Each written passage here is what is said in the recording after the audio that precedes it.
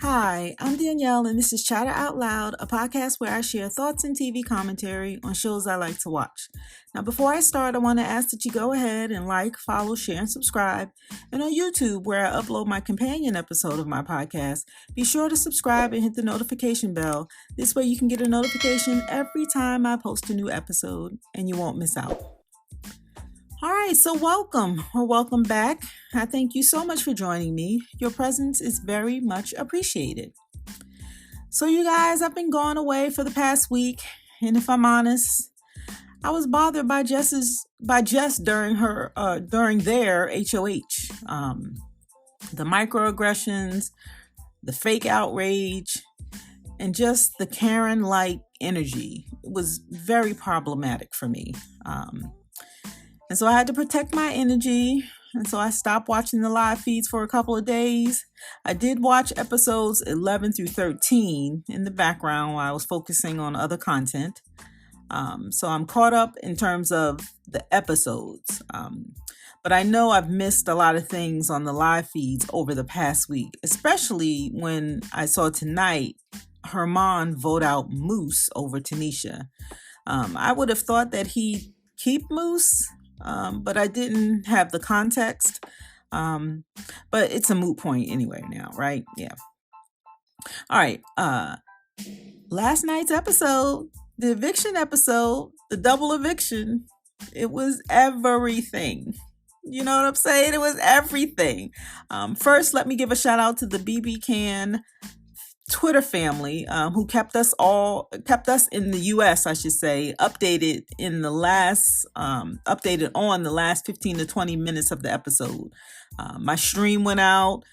I found out it wasn't just me. Everybody, we were refreshing browsers, changing browsers, trying to understand like what is going on. But yeah, the stream went out. So we didn't get a chance to see the last 15 to 20 minutes. So that meant we didn't get to see JC Lynn, Gino, and Jess play in the challenge where JC Lynn won. And I didn't get to see them vote out Jess, which, by the way, Helena and Marty voted out Gino, not Jess. And from what I see in the tweets, I saw how exciting and how enjoyable it was for Herman and Moose to vote out Jess. That's the image, the faces that were captured in those tweets. It cracked me up. So I can't wait for that episode to post on the BBCAN site so I can watch it for myself. But I did want to just start by thanking the BBCAN Twitter family for keeping us updated. We thank you. All right, let's start with Jess. They won last week's HOH. It was a disaster. And I might agree with Tanisha when she said that Jess's HOH may have been worse than Calamity Kyle's. And you know, when people start comparing, it had to be that bad, and it was. Jess looked and sounded so desperate during their HOH week. They thirsted for the house guests' validation. And when they didn't get that, her Karen energy just got stronger, it seemed to me. That was my opinion on what I saw. They put up Moose and Herman. Herman won the power veto, pulled himself down, and then they put up Tanisha. This was, of course, by Marty's influence, where he got JC Lynn, Gino, Kevin, and Helena's buy-in, right? So Tanisha became the new target. Helena undercut Betty and Summer and Tanisha during the week as well. We saw that. But by now we know that's common for Helena, right? I mentioned that in I think my second or third live feeds update. Helena talks and spills a lot. I'm not going to tell you what they call her online, but you know, she's playing her own game, but that girl cannot hold water. All right.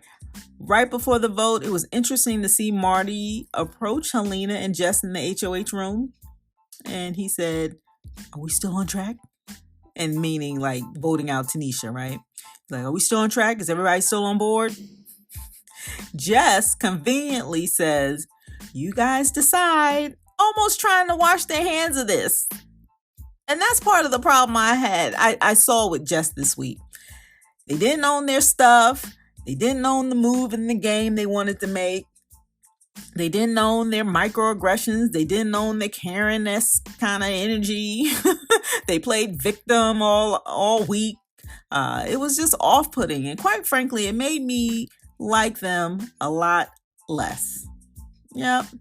Not only that, their inability to integrate with the other house guests, even in a position of power in the house, it was just sad to watch. And they deserve to go home, quite frankly. And from what I hear, they didn't make jury, right? Arissa told us tonight, or last night, I should say. So tired. She told us last night that jury starts next week. So all of these shenanigans over the past week from Jess didn't even put them in jury. So Jess is coming back to the real world, and I wish them well, especially with BB Twitter, because they are waiting. And BB Twitter, as I always say, it's real. It's a real thing, and it's relentless. So good luck, Jess. I think Jess will get a lot of blowback from the way they talk to and about Moose and Herman. That's one thing I think they'll get blowback from. They started the fight between Moose and Betty, and then they later blamed it on Betty. Like, what, right? Jess also said Tanisha intimidated them. They were uncomfortable to be around Moose. Uncomfortable to be around Herman. And they said that Moose was explosive after their discussion. And I'm like, wow, how easy is it for you, Jess, to just default with the negative stereotypes? It really was giving off that Karen energy. And that's the only way I can describe it, because it was a much, especially when those things weren't even true. They were so far from the truth. Jess was weaponizing their words just to benefit their narrative. It just was something else to watch. They triggered me all week. I felt my heart racing. It just was a mess. And I have to remember that these people are in a bubble. They're only surrounded by the other people in the house. And I get it, the pressure of the game. And you know, I've never played Big Brother. I've watched it. I'm a fan of it. But I can imagine that it's a lot of pressure in that house. But it's also interesting to watch when people are under pressure, what we begin to see, right? They try to portray a certain image they want us to see. But under pressure like this, I'm telling you, it's just something else. And I did not like Jess this week.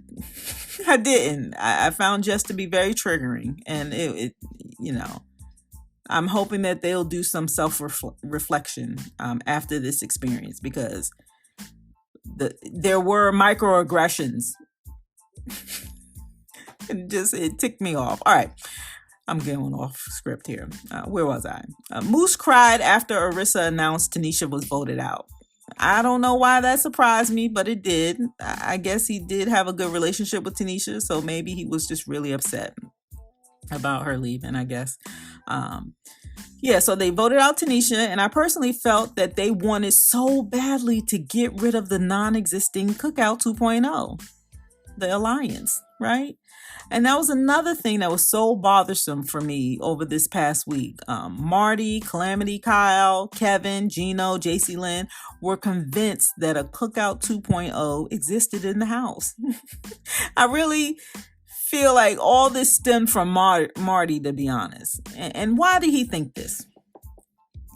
I tried to think about it objectively, right? The Cookout Alliance was formed in BBUS BB23 season. It had a very specific, or that alliance had a very specific strategy to ensure that after 23 seasons and a first time ever, there was a very diverse cast. And not to mince words, out of 16 players, half of the cast were non-white. We've never seen that before in all of the years of Big Brother, US, I should say. So BB23 is the first time we're seeing half the cast is non-white. We've never seen that before, and it just looked like for the first time ever, there was like more of an even playing field, right? There was a real chance for someone to win the game based on skill, opposed to the odds in their favor, right? Because, usually they sprinkle it with one or two black people or people of color, however you want to say it. Anyway, the Cookout Alliance, there were 6 players in that alliance, and 6 players out of 16 players total. Let's remember that 6 out of 16 players total. So the 6 were not the majority, right? So they developed a strategy that was masterminded by Tiffany Mitchell. I'm going to repeat that. The Cookout strategy was masterminded by Tiffany Mitchell. Yep. Don't at me about this either. Tiffany came up with this strategy. It was not X. It was not Kylan. It was not Derek F. They all followed the plan, yes. But the credit for the strategy, who put it together? Tiffany. BB Tiffany. No need to at me. All right. But for the first time in 23 seasons in BBUS, there was diversity in the cast, which meant diversity in the game, in the gameplay that we would see, and the strategy. And at the start, there was more of an even playing field, right? So I'm repeating myself. But let me stay on target. Okay. Because we're not talking about BBUS, I'm bringing up BBUS in the Cookout because Marty, Calamity Kyle, Kevin, Gino, and JC Lynn were convinced that there was this Cookout 2.0 in the BBCAN season 10 house, right? And why is that? We don't see any of the same strategy being played in the BBCAN 10 season. Not at all, right? So what's the only other thing that would cause them to think that way? Yeah. And if I may also offer that Herman, when starting the Savage 7 from the beginning, it was inclusive. Shout out to Dave over on Recency Bias Radio. Moose was in the bros with Marty. And need I remind us that Gino, Calamity Kyle, Herman, and Josh all were in multiple alliances. Yet Marty really only focused on Josh, Herman, and Moose.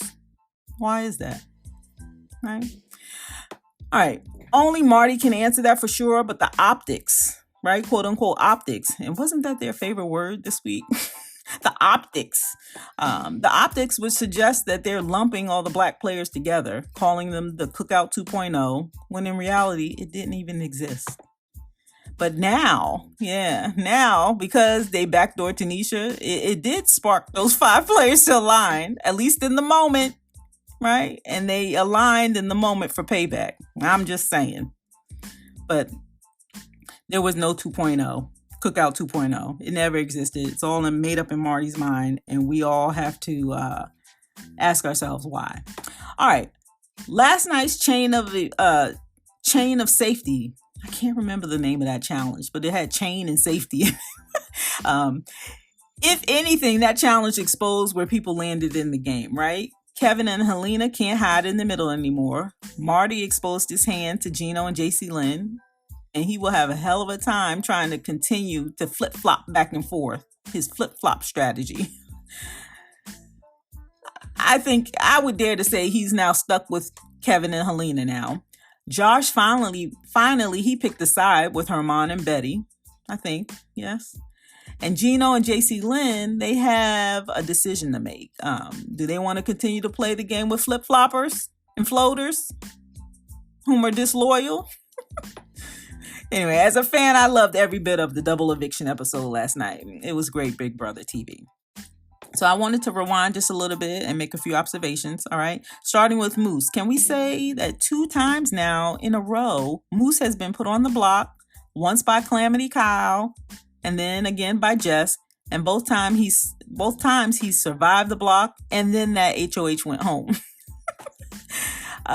He's been yelled at by Betty, chastised by Jess, and he's had to fight his way through the game, which, by the way, when he was in that bumblebee suit and won the power of veto, I loved how he went up to Kyle and said, check. That was great TV. Anyway, we like seeing Moose on the TV, right? And the way he talks so fast and get people confused, it's just fun to watch. He did win his position tonight to start that chain of safety challenge, and it was just great. Tanisha's name. I made a note, Tanisha's name.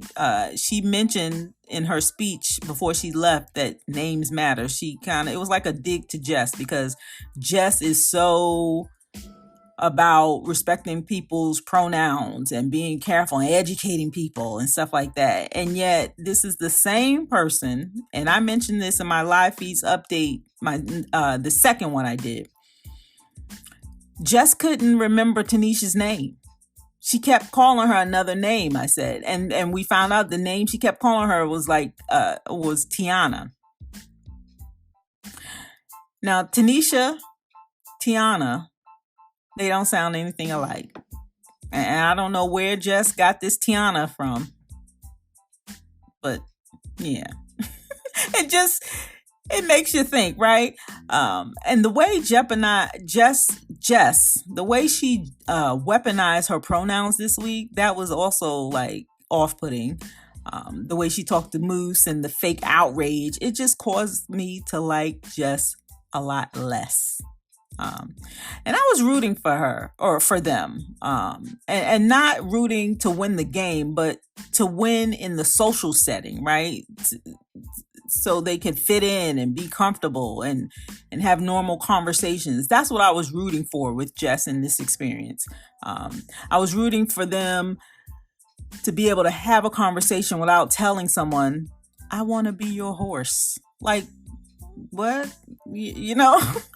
I mean, it's okay to be quirky and nerdy and all of that, but the metaphors that Jess used in conversations this week, the indecisiveness, the inability to integrate, just draining. Another observation, I saw someone tweet about how BBUS would never be able to do this. And they were implying that BBUS, would never be able to have a chain. Well, they were implying that the chain safety game was dope, right? They said BBUS would never be able to do this, implying that the chain safety game was dope. And I agree, it was dope. But it was even done better during Celebrity Big Brother in the US when we did it with the Mon Juan bag.